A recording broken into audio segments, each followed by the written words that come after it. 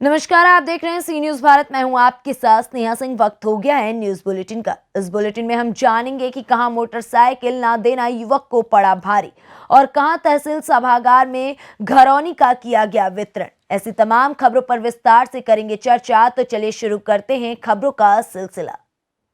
आगरा में मोटरसाइकिल न देना युवक को पड़ा भारी। दबंगों ने दबंगई के बल पर युवक से मोटरसाइकिल छीनने की कोशिश। युवक के विरोध करने पर जानलेवा हमला कर किया लहूलुहान। पीड़ित युवक के अनुसार दबंग युवकों ने मारपीट पर पैसे छीन लिए। बाइक छीनने की भी कोशिश। दबंगों ने लहूलुहान युवक को फेंका सीताराम की मड़ैया के पास। राहगीरों की मदद से युवक ने दी परिजनों को सूचना। वहीं परिजनों ने थाना डौकी में दी दबंगों के खिलाफ तहरीर। क्या नाम है आपका? धर्मपाल सिंह। ये क्या घटना घट हुई आपके साथ? ये हम लोग शाम के टाइम काम पे गए थे गाड़ी छीनी और मेरी गाड़ी छीन ली थी उधर से। मैंने काफ़ी मेरी हाथापाई हुई थी, मारपीट हो गई थी। इन लोगों ने आपकी गाड़ी छीनी और जग्गो और समीर और उसके साथ ही और थे दो जने, वो मैंने देख नहीं पाए थे। मैंने वो कहाँ के निवासी है ये जग्गू? ये गाँव में होता कहीं सर। और आपके साथ मारपीट हुई है? जी सर। आपने थाने में रिपोर्ट की? जी सर, की है सर। क्या कार्रवाई हुई है? कार्रवाई सर एक पकड़ा गया है सर। कार्रवाई की पता नहीं है। आगरा से सीनू संवाददाता विनय की रिपोर्ट। जमालपुर रेल डीएसपी इमरान परवेज जाजा जीआरपी थानाध्यक्ष अनिल कुमार को साउथ बिहार एक्सप्रेस ट्रेन की AC2 की कोच से लगभग 43 किलो गांजा, जिसका मूल्य लगभग 2 लाख रुपए है, जीआरपी टीम ने बड़िया के शक के आधार पर 2 अपराधी समेत पकड़ा है। दोनों अपराधी पश्चिम चंपारण के रहने वाले विजय चौहान, राजन गौड़ है। हमारे साथ रेल डीएसपी जुड़ रहे हैं सर, क्या क्या सफलताएं मिली है? पिछले कई दिनों से शराब अभियान के ऊपर छापामारी चल रही है। हमारी भी टीम जो है रेलवे की जीआरपी स्कॉट करती है, वो भी लगातार चेकिंग कर रही है। तो इसी दौरान जो है कि साउथ बिहार में 3287 ट्रेन है हमारी बढ़ैया की स्कॉट की। तो स्कॉट चेकिंग के दौरान AC में A2 में 22-24 नंबर बर्थ है, उसमें 2 व्यक्ति पकड़ा है जिसके पास से लगभग 43 किलो जो है कि गांजा बरामद हुआ। और चेकिंग के दौरान वो झाझा में उतरे और उनका गिरफ्तारी की गई। कैसे पता चला कि नहीं, जैसे रूटीन चेक होते रहता है। स्क्वाड का ड्यूटी शराब को लेके, NDPS को लेके, आर्म्स को लेके, ये सब चेकिंग चलते हैं, स्क्वाड ड्यूटी करते हैं। तो इसी दौरान स्क्वाड ड्यूटी वाले चेक करते जा रहे थे। तो संदिग्ध अवस्था में 2-3 ट्रॉली रखा हुआ था। तो आसपास लोगों से पूछा गया तो किसी ने कहा कि ये मेरा नहीं है। तो एक 22 नंबर और 24 नंबर बर्थ पे बोले मेरा है। तो सामान बर्थ के नीचे होना चाहिए, लेकिन सामान काफ़ी दूर में था। तो संशय हुआ, तो जब खोला गया तो देखा गया ये सारा चीज़ गांजा वगैरह बरामद है। कुल 5 बैग में था, 2 ट्रॉली बैग था और 2 पिट्ठू बैग और एक एयर बैग में ये सब मटेरियल जो है कि लेके आया जा रहा है। और क्या बरामद हुई? कितने की लागत, कितने की होगी? अब ये करीबन 2 लाख के आसपास की होगी। और कोई सामान सर? और उन लोगों का मोबाइल वगैरह है, नकदी वगैरह? नकदी कुछ पैसे हैं, अभी गिनती नहीं हुए, 2-4 हज़ार रुपया होंगे। और ये लोग चढ़े थे जरसुगुड़ा से और ये लोग को जाना था बेतिया जाना। 2 अभियुक्त पकड़ाए गए हैं। और इसमें कोई और शामिल है? हाँ, शामिल तो है, उसका लिंक खोजा जा रहा है, अनुसंधान का पार्ट है। हम लोग उसको 2 ही सदस्य थे ये लोग? हाँ, 2 सदस्य ये लोग कैरियर हैं। अभी इनके हिसाब से ये लोग कैरियर हैं, लेकिन सोर्स और एंड का पता किया जा रहा है। किस सोर्स से ये लोग ये सामान लिए हैं और किस एंड तक पहुंचाएंगे। तो ये सोर्स से लेके एंड तक का अनुसंधान में ये आएगा भाग, और जल्द से जल्द अगला जो भी होगा इसमें गिरफ्तारी। बिहार से सीनू संवाददाता वीरेंद्र कुमार की रिपोर्ट।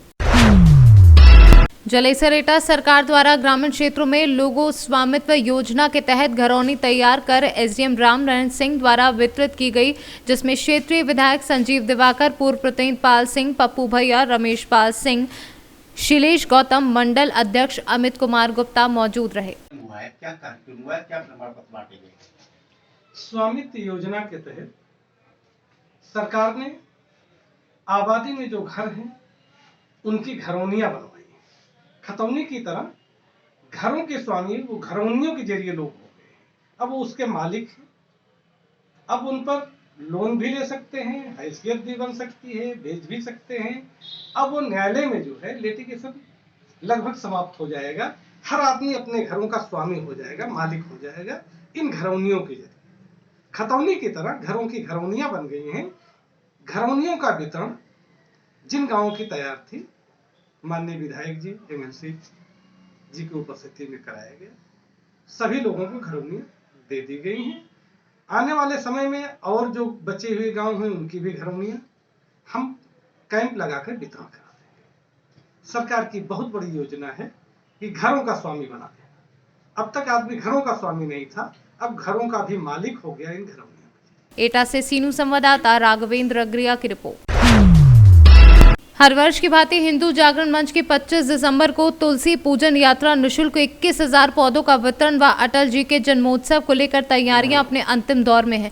इसी क्रम में हिंदू जागरण मंच के प्रांतीय मंत्री व प्रभारी विमल द्विवेदी द्वारा शहर के पीडी नगर, आदर्श नगर, डीएशन रोड, गांधीनगर तिराहा, छोटा चौराहा, बड़ा चौराहा, हरदोई पुल तक सघन जनसंपर्क किया, जिसमें प्रमुख रूप से व्यापारी गणों से प्रस्तावित यात्रा में शामिल रहने की अपील की गई एवं तुलसी के पौधे भी निःशुल्क वितरित किए। 25 दिसंबर को भारत रत्न स्वर्गीय अटल बिहारी वाजपेयी जी के जन्म दिवस पर हिंदू जागरण मंच द्वारा विशाल तुलसी पूजन दिवस यात्रा रामलीला मैदान से लेकर वृंदावन गार्डन आवास विकास तक गत वर्षों की भांति निकाली जाएगी, जिसमें 21,000 निःशुल्क तुलसी के पौधे वितरण किए जाएंगे, जिसमें भव्य झांकियाँ, घोड़े, हाथी व तमाम ऐसी मनमोहक झांकियाँ सम्मिलित होने वाली हैं। इसको लेकर हिंदू जागरण मंच द्वारा एक महा जनसंपर्क अभियान बस्तियों में किया जा रहा है, जिसमें आज प्रमुख रूप से छोटे चौराहे गांधीनगर से लेकर बड़ा चौराहा, व्यापारियों से पीडी नगर, आदर्श नगर, शेखपुर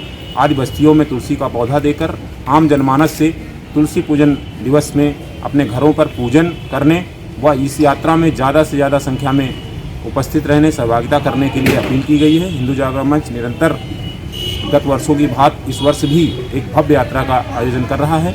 मैं आपके माध्यम से आम जनमानस से अपील करना चाहता हूं कि 25 दिसंबर को रामलीला मैदान में 12 बजे आप सब उपस्थित होकर अपनी सहभागिता दर्ज कराएंगे। उन्नाव से सीनू संवाददाता रणवीर यादव की रिपोर्ट। कोरिया जिले के पौड़ी थाना क्षेत्र अंतर्गत आने वाले ग्राम सेमरा में एक पति के द्वारा अपनी पत्नी की हत्या करने का मामला सामने आया है, जहां मामले की पूरी जानकारी लेने पर थाना प्रभारी सुनील सिंह के द्वारा बताया गया कि पप्पू पंडो, जो कि अपनी पत्नी सुशीला पर चरित्र शंका का शिकार था, जिसके कारण आए दिन घर में मारपीट करता था। वहीं 17 दिसंबर को वह अपनी पत्नी से चरित्र शंका को लेकर मारपीट की, जिसमें पति पप्पू पेंडो के द्वारा अपनी पत्नी सुशीला पर लात एवं हाथ मुक्के से जोरदार प्रहार करते हुए महिला का सिर दीवार में पटक दिया, जिसके कारण महिला को गंभीर चोटें आईं। वहीं 19 दिसंबर को जिला अस्पताल में महिला को उपचार के लिए पति के द्वारा ले जाया गया, जहां सिर में चोट लगने के कारण गिरकर लगना बताया एवं 20 दिसंबर को महिला की उपचार के दौरान मौत हो गई। वहीं पुलिस द्वारा आरोपी पति के विरुद्ध 302, 201 आईपीसी के तहत मामला पंजीबद्ध कर आरोपी पति को गिरफ्तार कर 23 दिसंबर को न्यायिक हिरासत में जेल भेज दिया गया है। मुर्गा की सुषमा पंडो को उसका पति सीढ़ी से गिर गई है कहकर जिला अस्पताल बैकुंठपुर में 19 तारीख को भर्ती कराया था और 20 तारीख की उसकी मौत हो गई थी। तब मर्ग कायम करके और मर्ग की जांच की गई। मृतका के शव का पीएम कराया गया और चोट सिर में लगी थी, उसके कारण मृत्यु होना बताया गया और भी चोट थी उसके चेहरा गला में। तब ग्राम मुर्गा जाकर के घटना के बारे में जब बारीकी से जांच की गई तो पाया गया कि मृतका को 17/12/21 को उसका पति पप्पू राम पिता रंगलाल पंडो दूसरों के साथ गलत संबंध है शंका करके और लात से मारपीट किया था और बाल पकड़कर दीवार में टकराया था, जिससे वह बेहोश हो गई थी और बेहोशी की हालत में उसे जिला अस्पताल ले जाया गया था। इस कारण उसकी मौत हो गई है। प्रकरण में श्रीमान पुलिस अधीक्षक महोदय कोरिया श्री संतोष सिंह जी के द्वारा तत्काल त्वरित कार्रवाई करने हेतु निर्देशित किया गया था। प्रकरण में धारा 302 भादवी का अपराध घटित करना पाया गया। आरोपी पप्पू राम पंडो को आज दिनांक 23/12/21 को गिरफ्तार कर न्यायिक रिमांड पर भेज दिया गया है। कोरिया से सीनू संवाददाता मुश्ताक कुरैशी की रिपोर्ट। आज पंजाब के लुधियाना शहर के कोर्ट परिसर में जोरदार बम धमाका हुआ। इस धमाके में 2 लोगों की जान चली गई और कई लोग घायल हो गए और कोर्ट परिसर की बिल्डिंग को भी बहुत नुकसान हुआ है। और पंजाब के गृह मंत्री सुखजिंदर सिंह रंधावा ने पूरे पंजाब में हाई अलर्ट कर दिया है। लुधियाना से सीनू संवाददाता मनदीप सिंह की रिपोर्ट। तहसील लहरपुर क्षेत्र के ग्राम बहेरवा में योगी सरकार के द्वारा ग्राम विकास में विकास के नाम पर दिए गए पैसों का बंदरबाट किया जा रहा है। सूत्रों का मानना है कि हर गांव ब्लॉक प्रमुख प्रतिनिधि कमलेश वर्मा के सानिध्य में पीले ईंट से ठेकेदार काम करवा रहे हैं और जिम्मेदार अधिकारी अनजान बनकर बैठे हैं। सवाल ये उठता है कि जहां सरकार लाखों रुपए खर्च कर ग्राम पंचायतों के लिए उचित व्यवस्था करने के लिए प्रबंध करती है, तो वहीं उसे उचित व्यवस्था करने में जिम्मेदार बंदरबाट करने में लगे हैं। नाली निर्माण में बंदरबाट कर ठेकेदार व ब्लॉक प्रमुख प्रतिनिधि सरकार की छवि को धूमिल करने में लगे हैं। क्या नाम है आपका दादा? आपका कहाँ के रहने वाले हैं? कहाँ के रहने वाले हैं? हम तंबौर तरफ के हैं। अच्छा, ये जो नाला बन रहा है इसमें ईटा अच्छा पीला लग रहा है कि अव्वल लग रहा है, इतना बता दीजिए। पीला लग रहा है। ये ग्राम कौन सा है जहाँ पाए हैं? भैरवा है आपका? संजय जी। कौन सा गांव है आपका? ये बहरवा। ये जो नाला निर्माण हो रहा है इसमें कैसा ईंटा प्रयोग हो रहा है बता सकते हैं? ईंटा सब जो भी पड़ा है यही लगा। अच्छा, ये पीला है या अव्वल है आपके हिसाब से? हमारे हिसाब से तो पीला है। आपके हिसाब से पीला है, अव्वल एको नहीं है? अव्वल नहीं। सीतापुर से सीनू संवाददाता राम गोपाल दीक्षित की रिपोर्ट।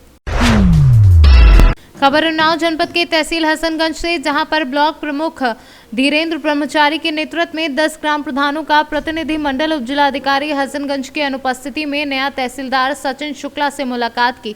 प्रतिनिधि मंडल ने शिकायती पत्र देते हुए कहा कि मई माह में चुनाव हुए थे, उसके बाद अभी तक ग्राम पंचायतों में भूमि प्रबंधन समिति का गठन लेखपालों के द्वारा नहीं कराया गया है, जिसके कारण राजस्व अधिनियम के तहत ग्राम प्रधान गाँव में काम करने में बहुत असुविधा महसूस कर रहे हैं।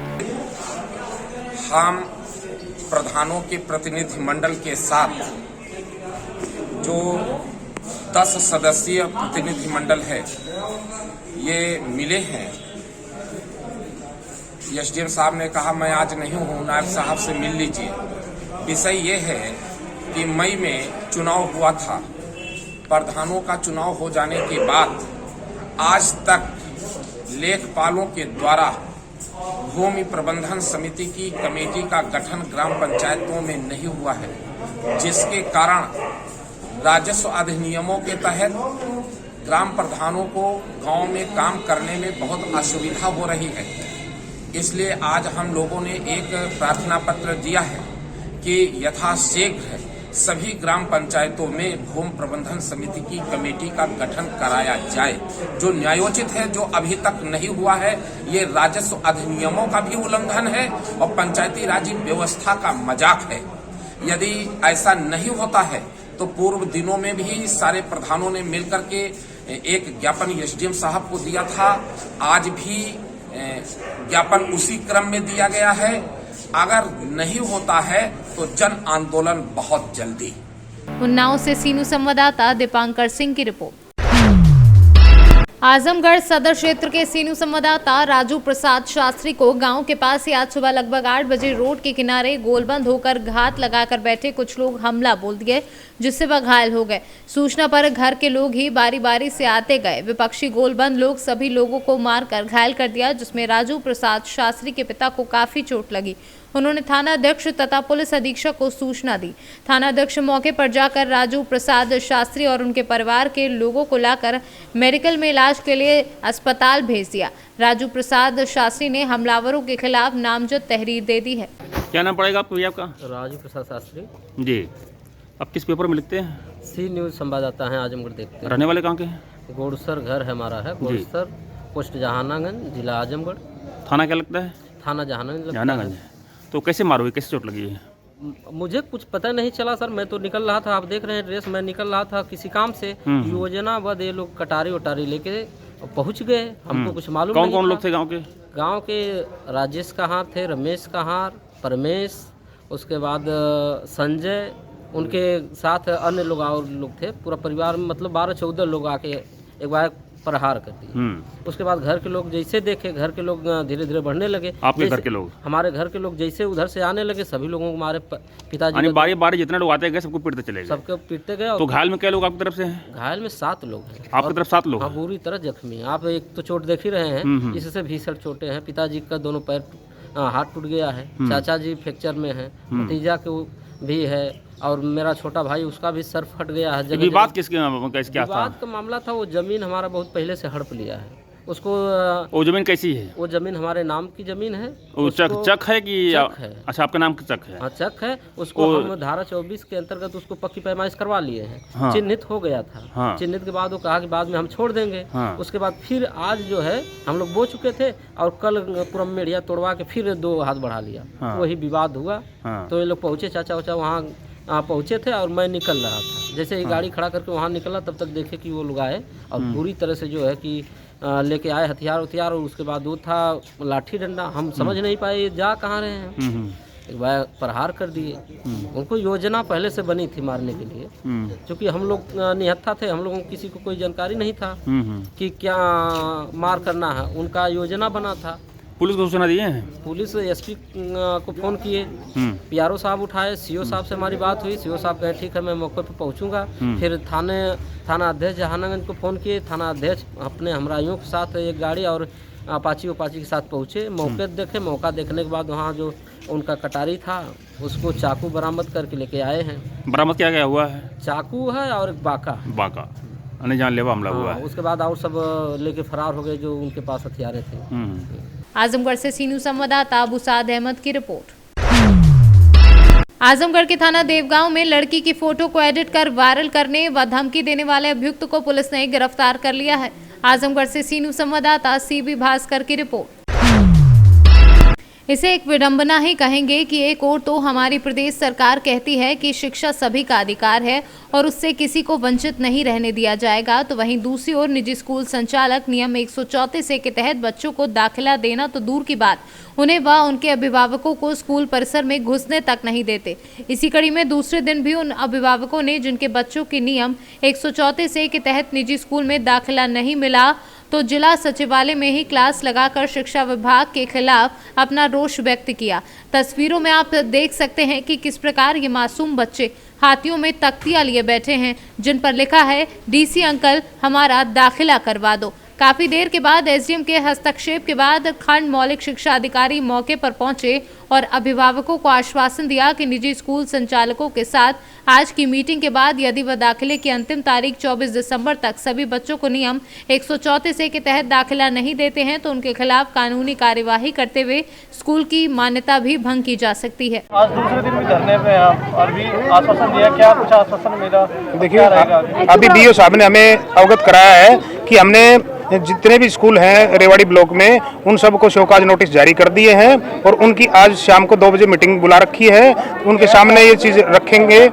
परंतु अब ये देखने के में समस्या गंभीर होती जा रही है कि डेली की डेली बच्चे यहाँ आ रहे हैं। पुराने स्कूलों से बच्चे एसएलसी कटा चुके हैं और नए स्कूल जो है अलॉट हुए हैं वो उनको एंट्री नहीं दे रहे। तो ये बच्चों के लिए बहुत समस्या है, इसीलिए बीओ साहब ने मीटिंग बुलाई हुई है। अब देखते हैं कि ये मामला किस प्रकार से ठीक हो पाता है। अदरवाइज हम उच्च अधिकारियों से भी ये संपर्क में हैं, उनकी शिकायत भेज रहे बच्चों की और जरूरत पड़ी तो न्यायालय का दरवाजे भी खटखटाने की कोशिश करेंगे। जो यहाँ ज्ञापन भी सौंप के गए प्राइवेट स्कूल एसोसिएशन का, उनका कहना है कि 28 तारीख को उनका कोई केस हाई कोर्ट में पेंडिंग है, उससे पहले वो एडमिशन नहीं करेंगे। तो इस तरह कैसे होगा फिर? देखिएगा माननीय उच्च न्यायालय में जो भी केस का वो जिक्र कर रहे हैं वहाँ उस केस में किसी भी स्टे का जिक्र नहीं है। जब स्टे का नहीं है तो एक जो 134 का जो ऑर्डर हो रहे हैं 4925 केस नंबर में, उसमें क्लियर कट है कि नियम 134 के दाखिले कराना सरकार की रेस्पॉन्सिबिलिटी है।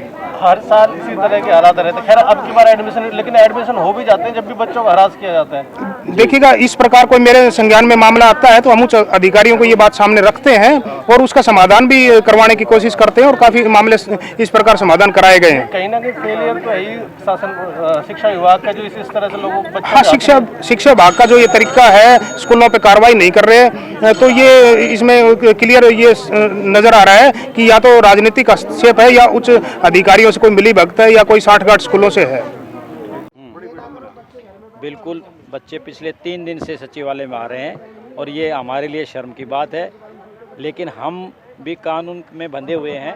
हमने कल प्राइवेट स्कूल्स को शोकाज नोटिस जारी कर दिए गए हैं और 24 तारीख का उनको समय दिया हुआ है कि 24 तक अगर वो एडमिशन नहीं करेंगे तो उनकी मान्यता रद्द करने के खिलाफ हम कार्रवाई शुरू कर देंगे और इनके एडमिशन करना सुनिश्चित करेंगे। भाई प्राइवेट स्कूलों की तरफ से एक बात कही जा रही है कि फी उनका जो 7 साल का बकाया वो नहीं दिया जा रहा। हाँ, मैं आपको एक्सप्लेन कर दूं कि हम हर साल जिनकी भी 134A की फ़ीस होती है उसके लिए इनको अप्लाई करना पड़ता है। उसमें क्या अप्लाई करना पड़ता है कि उनको ये लिखवा के देना पड़ता है पेरेंट्स से कि हमने इनसे कोई फ़ीस नहीं ली। ये लोग नहीं लिखवा पाते हैं, जो इनकी जिम्मेवारी है, इसलिए ये अप्लाई नहीं करते। मैंने 19-20 में 34 लाख रुपए रेवाड़ी ब्लॉक में दिए हैं, ये कैसे मना कर रहे हैं फ़ीस नहीं दी? जो क्लेम कर रहा है उसकी फ़ीस हमने दी है, जो बाबूजी क्लेम नहीं करेगा उसकी फ़ीस कहाँ से दी जाएगी आप बताओ? उसके लिए रिकॉर्ड पूरा करना पड़ता है। क्या कि बच्चा वर्तमान में किस कक्षा में पढ़ रहा है, वर्तमान में बच्चे से हमने कोई फ़ीस नहीं लिए। अब इनको ले भी ले, इनसे फ़ीस भी ले ले, फिर सरकार फ़ीस क्यों देगी जी? बताइए आप। ऑडिट कर रहे हैं। हाँ, ऑडिट कर रहे हैं उनको, समझ रहे हो ना मेरी बात? प्राइवेट स्कूल में गुमराह कर रहे हैं फिर जिस हिसाब से वो कह रहे हैं। नहीं, सबकी कोई फ़ीस बाकी नहीं है। जिन्होंने अप्लाई किया उनकी फ़ीस दी जा चुकी है। जिन्होंने अब भी अप्लाई करो, अब भी हम कह रहे हैं फ़ीस का कोई इशू नहीं है, सरकार देने को तैयार है। कब तक दाखिला हो जाएगा इनका? 24 तक तो निश्चित है, 24 तारीख तक डेट है इनकी, 24 तक निश्चित है एडमिशन होना। नहीं होगा तो इनके खिलाफ कार्रवाई की जाएगी। आज कोई बैठक होनी प्राइवेट? हाँ, अभी हमने 2 बजे जिला शिक्षा अधिकारी कार्यालय में सभी प्राइवेट स्कूलों के हेड्स की या उनके जो डायरेक्टर हैं या उनके जो मालिक है उनको बुला रखे हैं, उनसे बात करेंगे आमने सामने। हरियाणा से सीनू संवाददाता चैन सिंह की रिपोर्ट। इंदौर के थाना तेजाजी नगर पुलिस की बड़ी कार्यवाही। नशाखोरी के विरुद्ध चलाए जा रहे अभियान के तहत पुलिस ने 2 बदमाशों को 308 क्विंटल गांजे के साथ गिरफ्तार करने में सफलता हासिल की है। 1 2 3 कल तेजाजी नगर थाना क्षेत्र में हमें ये सूचना मिली कि कुछ लोग जो हैं वो गांजा बेचने के नियत से उनके पास गांजा थे और हमने उनसे गांजा जब्त किया। अगली पूछताछ पे हमें ये पता चला कि वो जो है दूसरे लोगों के खेत से गांजा चोरी करके लेके आते थे। तो अब हम जो है वहाँ के खेत में पहुँचे जो है खरगोन में पड़ता है। फिर उसके बाद हमने यहाँ पे आपको मैं दिखाना चाहता हूँ कि किस व्यवस्थित तरीके से उन्होंने गांजा उठा रखे थे कपास के खेत में। इंदौर से सीनू संवाददाता शहनवाज खान की रिपोर्ट। फिलहाल इस न्यूज बुलेटिन में बस इतना ही। देश विदेश की ऐसी तमाम खबरों को देखने के लिए बने रहें सी न्यूज भारत के साथ।